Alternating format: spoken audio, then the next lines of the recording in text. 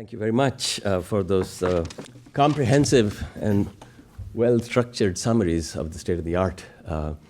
It both gives us hope and sharpens our need to act. I'm sure the audience will have questions. We have budgeted adequate amount of time for that. But we have also mics. Welcome people lining up as questions come to mind. But I had one to just get us going. In some ways, it's the obvious question. It has to do with LLMs, going back to the modeling. In this world of agentic AI, how does it impact modeling? Are we able to take advantage of this new computational infrastructure to model and deal with more complex scenarios, which not only have structures, but also human behavior? Or is this adding to the noise? Now everybody has their own favorite model, and you can argue about models. But here's the most recent thing that got my attention. I'm sure some of you have read this too. It's been written up in the Wall Street Journal. You know, there is this weird new social media that has just emerged. It's called Molt Book. Like Facebook, but Molt Book. Anybody heard about Molt Book? Okay, there's a few that I've heard about Molt Book. So what is Molt Book? This is a social media where only AI agents get to interact and humans lurk. So you can't jump in and post anything as a human. It's AI agents talking to each other. So some think this is the next big thing. This is how Gen AI will come about. So I popped into Molt Book this morning and I looked to see if they're talking about wildfires.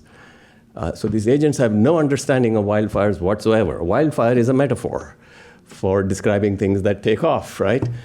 So to the extent that we're going to rely on digital infrastructure to track what's happening, you know, this is this new world we are stepping into. In any case, to come back to the question, do you see cloud-based, large-scale computational capabilities, especially using LLMs, as contributing to the systematic quantification of risk in a positive way or a confusing way? Long-winded question. That's outside of my realm.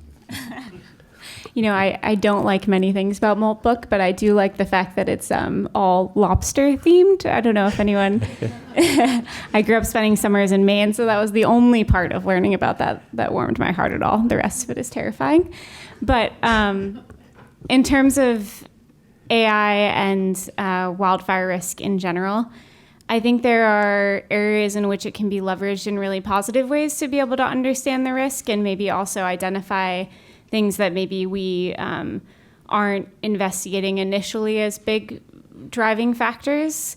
But so far, the way that I think it has been leveraged more is not the large language models, but more for the classification type of machine learning and AI. In terms of LLMs, I've heard some interesting use cases, less for projecting wildfire risks for CAT models, but more for climate scenario analysis. There are some companies that are using it to identify really extreme scenarios for how climate could impact whichever peril they're interested in insuring. That they might not have thought of. So there's this thing that insurance companies do to understand their risk and to be able to prepare for different scenarios called climate scenario analysis. Well, they'll pick an extreme event, whether it's a category 4 hurricane hitting the East Coast, and then look at how resilient their business is to that kind of impact. Some companies are now using LLMs to just come up with, tell me an extreme scenario that I haven't thought of. And then they design their scenario analysis using methods that they really understand and can really, back up. But starting with a scenario that was generated in a way that maybe is a bit more creative than they're kind of stuck thinking about in that moment. So just one example. Early days. Yes. Mm-hmm. Steve, anything? That is outside of my expertise. My expertise is in firefighting and suppression and prevention. So I imagine that the next generation of firefighters might be calling up ChatGPT. What do I do now? Scott, did you have a question? Yeah, thank you. Hey, Steve. Yes. Thank you for your presentation. I had a question. As we've been looking at pictures of the Palisades fires and the Eaton fires, we noticed something about the vegetation that's a little bit perplexing to us, and I was hoping that you could speak to this idea of the connective fuels. What we're seeing time and time again from the CAL FIRE inspection photos is there's a house next to what seems to be, or I'm sorry, a burnt down house, a completely gone house next to what seems to be a perfectly healthy bush and perfectly healthy trees. And I'm curious, could you speak to this phenomenon at all? Is there any benefit to having vegetation within this wildfire mitigation system, or is it all generally destructive and generally just strange with the nature of every fire? Thank you. Yeah, so fires are very chaotic inside the fire perimeter, and they don't burn with the same intensity throughout the entire fire area. In some areas, they'll experience very intense fire, and probably because of how the wind's flowing through that general area. And in some areas, they'll be less intense. And we've even seen, if the video that I had up there of the Marshall fire, with that structure fire spread, at one point you could see the structures across the street, and then at one point you couldn't because the wind shifted and now brought all the embers and the smoke down that street. So we see extreme variability even from one parcel to the next. So in looking at that, you have to understand the exposure that was there at that particular property as the fire came through. So it could be that particular property experienced a low level of exposure for whatever reason. It could also be that the firefighters were there with the fire engine parked in the driveway and defended that structure. So simply looking at photographs can lead you to the wrong conclusions. You have to be on the ground doing a very detailed, in-depth study like we have done. NIST, UL Fire Safety Research Institute is doing a very in-depth study of both of these fires right now to understand the conditions that happened at that particular location. What we know is that under the extreme conditions, anything that's combustible will ignite and allow for the fire to travel between structures and potentially lead to the ignition or amplify the damage to a structure because of that combustible item, whether it's a shed, a wood fence, mulch, or ornamental vegetation. They can all ignite, leading to amplification or the ignition and loss of that structure. So just simply having, as I pointed out from our analysis, having combustible items in that zone, that first 5 feet, if you get out to 25% coverage, then you're looking at 90% probability there will be damage or loss to that structure. Thank you very much. You bet. We have a question here, and then. Well, first of all, thank you for those 2 excellent presentations. I think they were great. I have a question for Kara, which is coming from some of our insurer clients, and it's about fuels.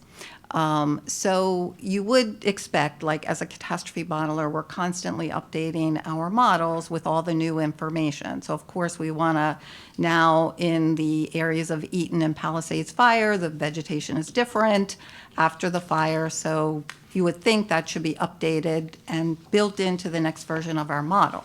However, our clients have asked a very good question, and that is that, we want to be on our policies that we write for many years. We want to keep those customers.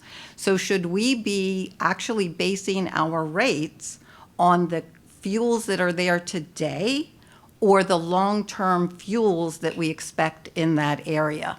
I don't know if you've given any thought to that, but I think it's a super interesting question. So do you have any initial thoughts? Thanks for that question. Yes, I've given a lot of thought to this question, and there are various approaches to it. But in general, we both need the models to be accounting for whatever we think is the most actuarially sound estimate for the loss across the whole book of business for the period that the insurer is trying to insure for.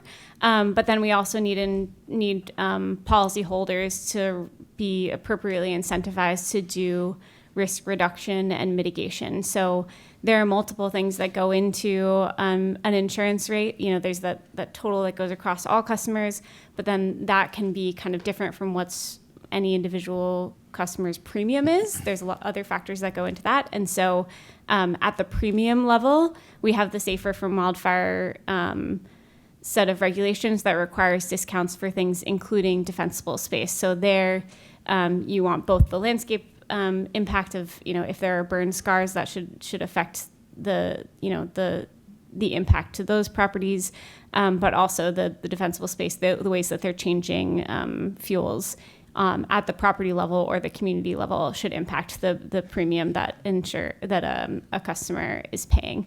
So it's treated differently. Over time, I think our approach to this will be more refined, but it needs to be a balance between making sure that we have the right incentive structures in place and also making sure that they're accounting for changes in fuels, but also accounting for how fuels grow back in the short term. So I didn't get, what is it? So is it the short term or the long term? And mainly like when you're the wildfire. So the follow-up question was, is it the short term or the long term? And I guess I would say it's the medium term, but right now there are several different approaches to how you account for the burn scars and for how fuels grow back after burn scars. Because that's what you're referring to specifically, is like the regrowth of fuels after a fire.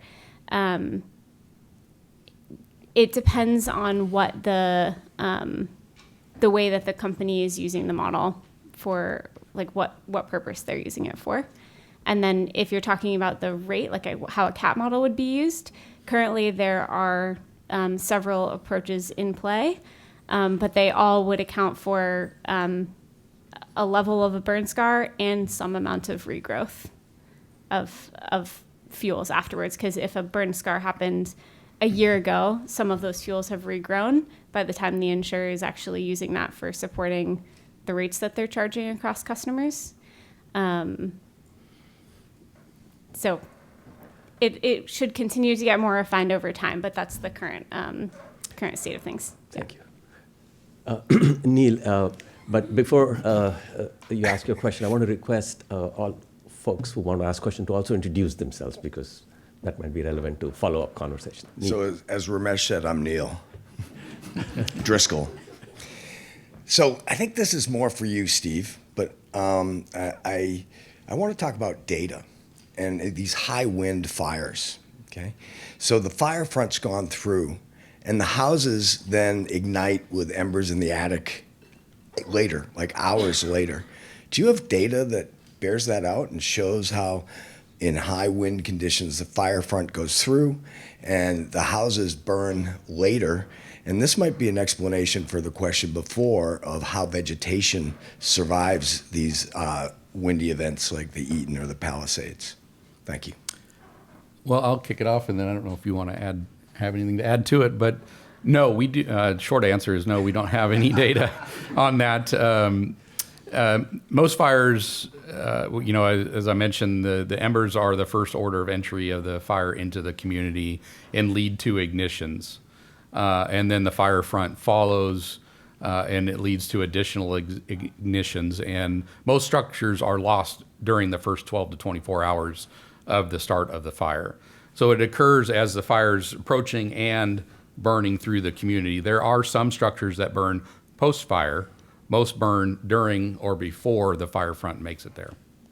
Thank you. Hi, Tom Corringham. I'm a researcher here at UC San Diego Scripps Oceanography.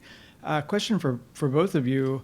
I know that and maybe for others throughout the day, I know that there's no silver bullet when it comes to protecting communities and homeowners against or property owners against and residents against wildfire. But if we had to think about the relative cost effectiveness of different interventions, do you have a sense of, defensible space versus home hardening versus fuels treatments, where, I guess the answer is we need to invest in all of these things, but are there any that really stand out as like critical interventions in your mind?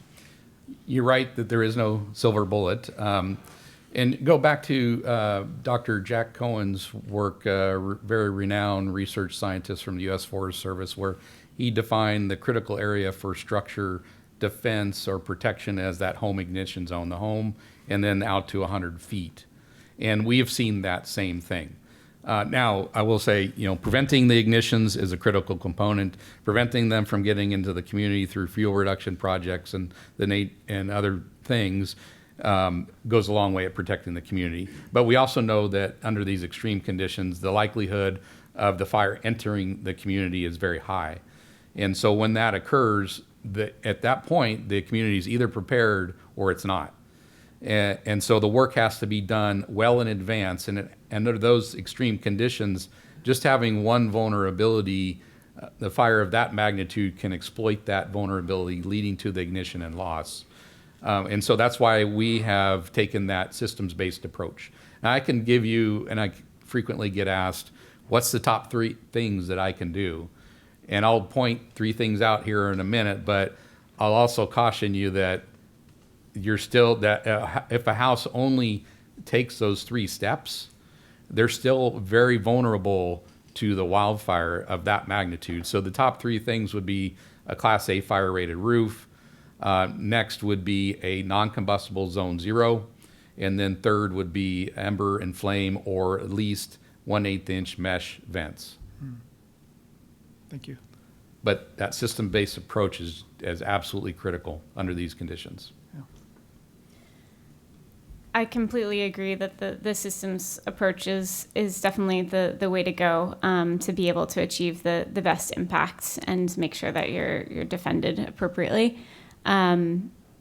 I just also wanted to highlight that there was a recent study from Headwaters Economics on kind of what the costs are associated with making those kinds of systems changes to buildings. It didn't necessarily link it to the cost effectiveness, like the cost benefit per se, but I think the data to back up the benefits is also there. But I believe the costs were around 2% or so increase in costs from additional costs associated with rebuilding to the IBHS standards. So these are not, it's expensive. It's a lift for homeowners to make these changes. But especially when you're talking about rebuilding after a disaster and you have that opportunity to go above and beyond, it's really critical that we're taking that action. And then the other thing I just wanted to say is that's assuming, we're already talking about the situation where you're on an existing parcel and you have limited flexibility in what we could change. I also think that we should continue to make the argument for if we're thinking about new developments or how to think about re-envisioning communities for the affecting structure-to-structure separation. I think we kind of jump all the way to the assumption that we're never going to change structure separation, but it's something we really need to think about when we're planning for the future of California and the future of what our state looks like, the benefits and the cost benefit of making those parcels a little bit wider or really choosing selectively where you place a building on the parcel is something we shouldn't skip past. I think that has really big cost benefits. And I'll just add to it, I think maybe the report that you're referencing is the recent one that was joint between Headwaters and IBHS. Yes. And that was looking at rebuilding a home in Altadena specifically, because in Altadena it has a different rebuild process than Pacific Palisades. In Pacific Palisades, the California Building Code, Part 7 requires for all homes to be rebuilt to that building code. It's not the same in Altadena. Certain areas that are on the outer edge of the community near the Angeles National Forest are required to rebuild to Part 7. Most of the areas interior are not. And so we looked at building a home with traditional construction, so non-wildfire resilience in mind, rebuilding to Part 7 of the California Building Code, and then rebuilding to the 2 levels, the base and the plus level for wildfire prepared home. And so going from traditional to Part 7 added $13,000 in cost. Going from Part 7 to the IBHS Plus standard added an additional $2,000, which is 3%. And if you look at that over the cost of a 30-year mortgage, that's $50 extra per month onto the mortgage. And it's important to also point out that we only looked at the components of the structure and the materials that build that wildfire resilience. We didn't look at all the other things that go inside the home. It was only concentrating on the 5 feet immediately around the house and the exterior components of the structure. And then also one more thing is CAL FIRE and Headwaters did a retrofit cost study, and so that's also available out there as a cost of retrofits, kind of an a la carte that each home is unique and its surroundings and what it was made out of and what retrofits might be needed. And this study goes through each of those different components and looking at a good, better, best scenario. Great, thank you, and thanks for those resources. Thank you. We have time for more questions. Yes.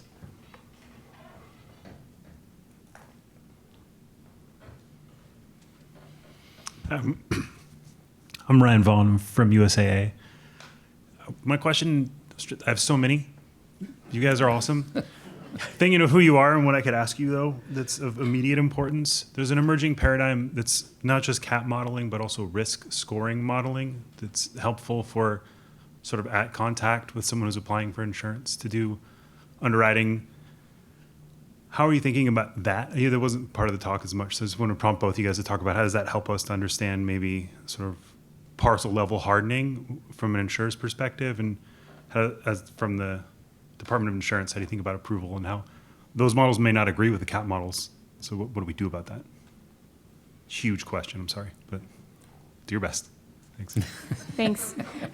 This question is really top of mind right now. We started with the PRID review process a year ago, focusing on catastrophe models, mainly because that large change occurred where insurers were allowed to use these CAP models for the first time for justifying rate changes. And so that's been the focus for the last year. But the PRID process, even though it started because of this CAP model related change, it doesn't specify what it's to be used for. It could be used for other types of models in the future, including for risk models. We do have existing processes around risk models already. Even before a year ago, risk scoring models were being used in the state for rate filings through a normal rate regulation process. That's where they were reviewed. Each time an insurer comes in, basically it's kind of subject to review again. But that's not necessarily how we'll do things in the future, because now we do have this separate PRID process. And I think there is the potential for even more rigorous and detailed review of those types of models going forward now that we have these structures in place. We're actively thinking about how to approach them because they are quite a bit different from the CAP models. Sometimes they're quite a bit more simplified or just function quite differently. And so I think I don't have a direct answer to your question about how we approach those differently. I think it's something that we're still figuring out at the moment, but we'll certainly be working on it in the next couple of years very actively.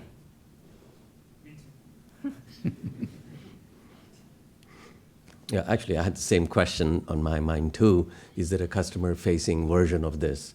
So as we contemplate what we have to do as homeowners for the zero defense space, the numbers eye-popping, 94% reduction in risk. I think this can influence choices we make and understand instead of thinking of these as regulatory requirements that are being imposed.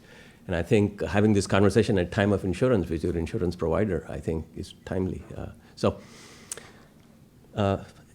we may have time for one more question. Yeah? You want to come up? Yeah. And maybe you should introduce yourself in a little bit more detail. You have an interesting career trajectory yourself. I'm an economist that works for an insurance company. And I got into climate change because it was a passion of mine. And luckily, the world let me keep going this way.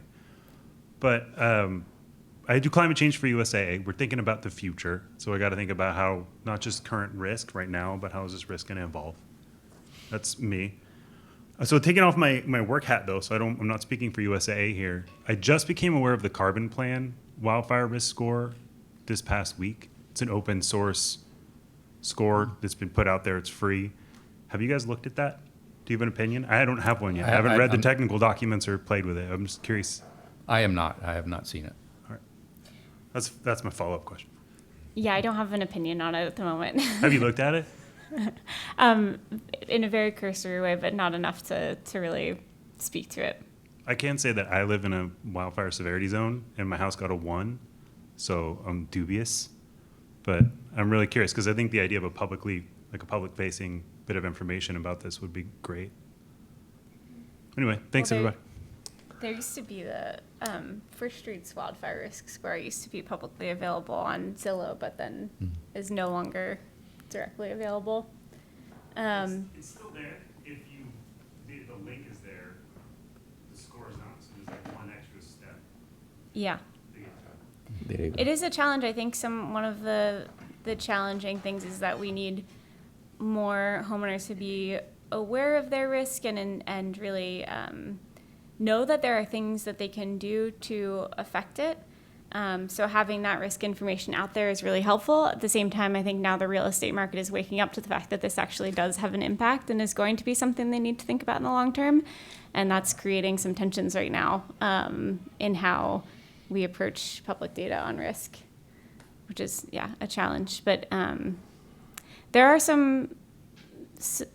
is someone from who formerly used to work at the Governor's Office of Planning and Research, or LCI, on the fourth assessment, who's now put up some GitHub tools on how to use some of the CalIT tools, some of the publicly available tools from the states to visualize risks for properties.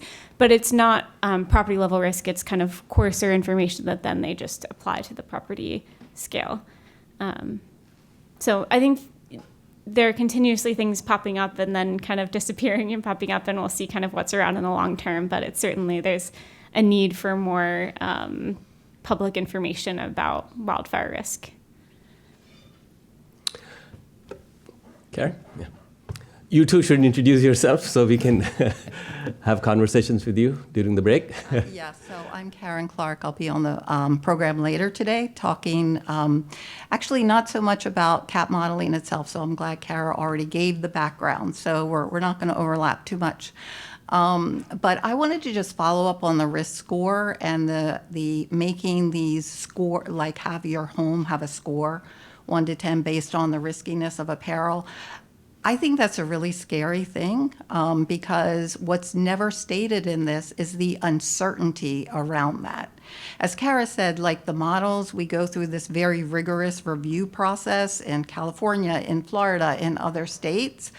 First Street Foundation, I don't know if they've gone through any external review process. Of course, they have a lot of smart people there, but there's just a lot of uncertainty around the assumptions that are being made, particularly around climate. I mean, look at the output from the global climate models. It's a huge amount of uncertainty. So for an entity to say, we've taken all that, we know your house is a 1 or your house is a 3.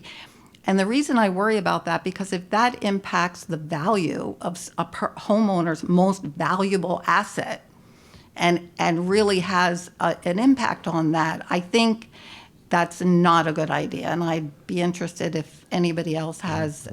I mean, I think the factors that go behind the score are more useful. You know, you're in a floodplain, you know, you're in this, that's fine. But condensing that into a 1, 2, 3, 4, 5, to me seems like it's just not a good idea. Thank you, Karen. I think that's a good way to summarize this panel. Let's thank the panelists.